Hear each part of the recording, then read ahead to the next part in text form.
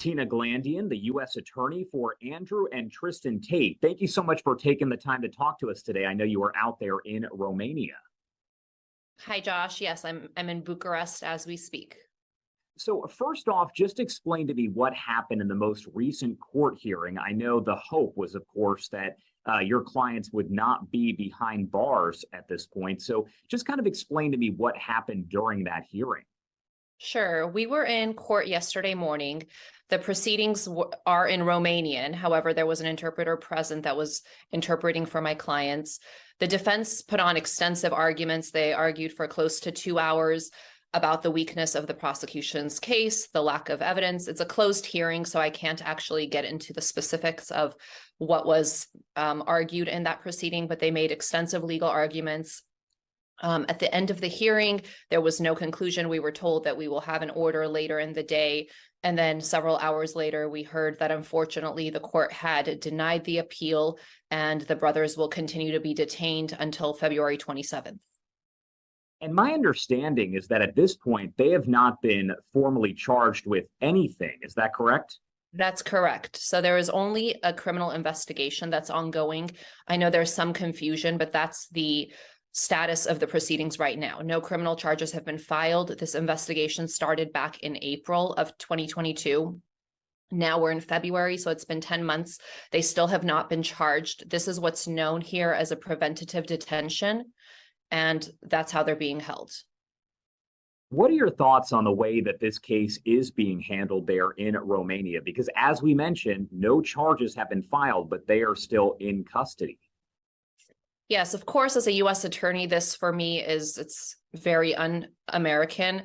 Our process does not allow this in the U.S. In most jurisdictions, they have 48 hours to either charge or release somebody who's in custody. Here, it's a little bit different. They can apply for what initially was a 24-hour hold. Then they were able to apply for a 30-day extension of that, and they get to repeat that process up to 180 days.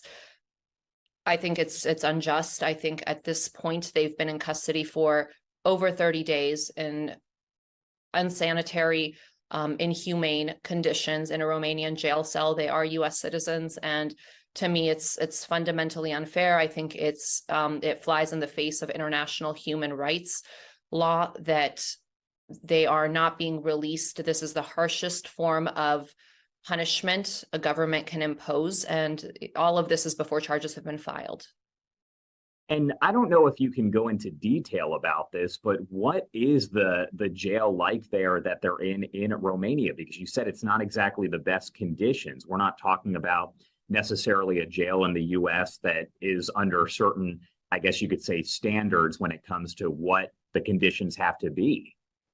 Sure. So I went to the jail myself. I was hoping to meet the brothers in custody, see it for myself firsthand, and talk to them about their experiences.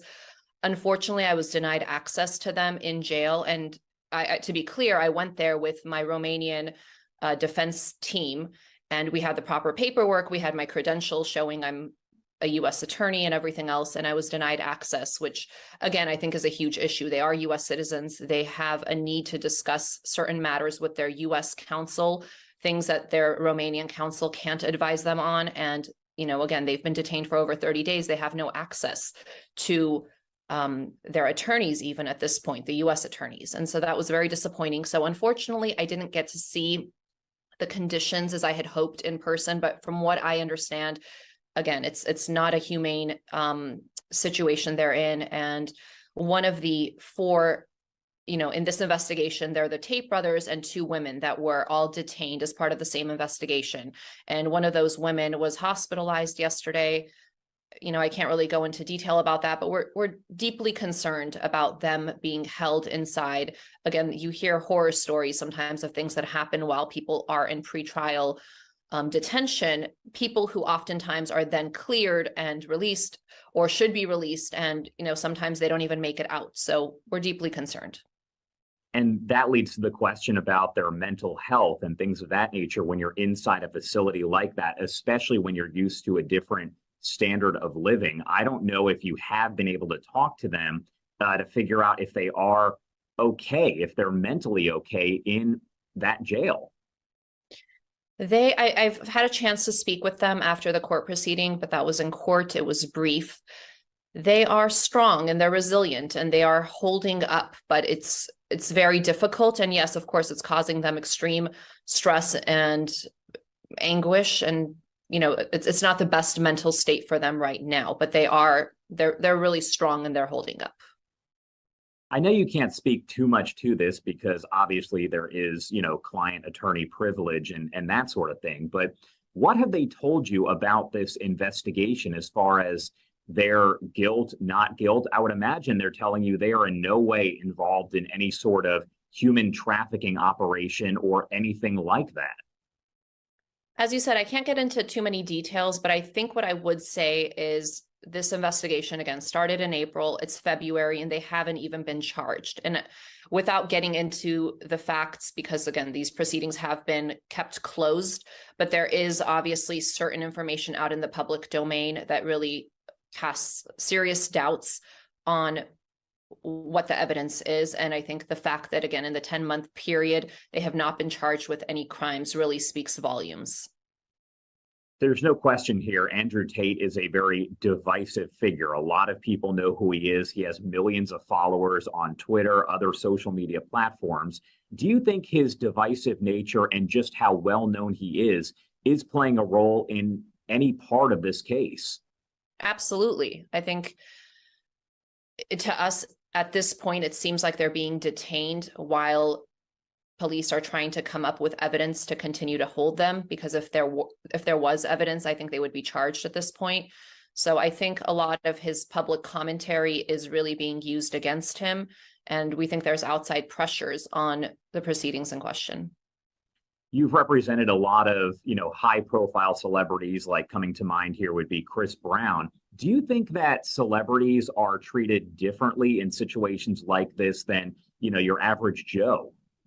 Absolutely. I think there's a misconception sometimes that celebrities get what they call celebrity justice and that somehow it's favorable treatment. In my experience, I could say it's always the opposite. I think usually when a case is high profile and there's a lot of eyes on it, people on all sides behave a little differently. And I think they're usually trying to be a little more forceful and to push things a lot harder than they would in a typical case. So unfortunately, I think when something is high profile, as this case is, they are at a disadvantage.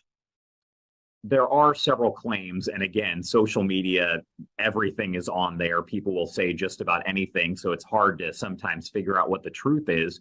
But there are different comments on there that have said that Andrew Tate actually went to Romania to hide from any sort of investigation in the US. Is there any truth to that at all?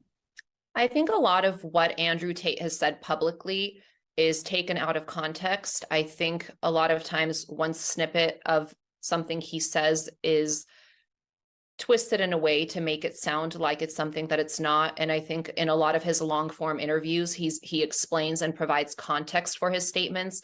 So I think if you listen to his interviews, they'll shed a lot of light on what he actually means. And I don't think it's what's often represented in the media with a short headline. Do you see any world in which your clients, Andrew and his brother, are actually convicted of any sort of charges here and are stuck there in Romania for a long period of time? At this point, I have no basis to believe that, since charges haven't even been filed against them and I haven't seen any evidence. So at this point, I have no basis to believe that. Were you hesitant in any way to take on this case due to, again, the divisive nature of Andrew Tate? Did that make you question it beforehand, or did you say, no, I know what's going on here, I got this? As a criminal defense lawyer, again, it's not my place to be judging the clients that need representation. I'm here to be a voice and to make sure they get due process of law. They're treated fairly under the law. So I had no hesitation.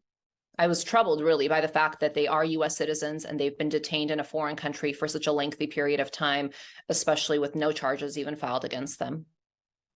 I know you haven't had a lot of time to talk to Andrew, but as you mentioned here, as I've mentioned as well, he is a divisive figure, and a lot of times you don't hear the full interview of what he has to say. You just hear kind of some sound bites. What is your impression of what kind of guy we're talking about with Andrew Tate? All I can speak to is how my interactions have been with Andrew Tate, and he's been nothing but respectful. All right. Thank you so much for taking the time to talk to us today. Is there anything else that you want to add about all of this before I let you go? No, I think we really at this point are just focused on getting these brothers out of custody, because I don't think they should continue to be held there when there are no charges filed against them. And we think, people should really keep in mind, I know everyone has strong feelings about the Tate brothers one way or another. As you said, they're divisive personas. And I think people need to not think about this as the Tate brothers. I think people need to think, what if this was my brother or my son or my friend in a foreign country, and they were being held in a jail there and they had not been charged with any crimes? How would I feel about that? Again, people need to just put aside their personal feelings and look at the issue. And I think when you look at it through that lens, everybody will agree they need to be released and sent home. And one more question here. What's actually next in this whole process? Because we know that obviously they were in court just yesterday. So what comes next? So we are meeting with the Romanian defense team later today, and we are going to do everything we can to take the next appropriate steps to pursue getting them out of custody. And we'll have a statement later as to what that specifically will entail. All right, Tina, thank you so much for taking the time to talk to me, especially all the way out there in Romania. We appreciate it. Of course. Thank you.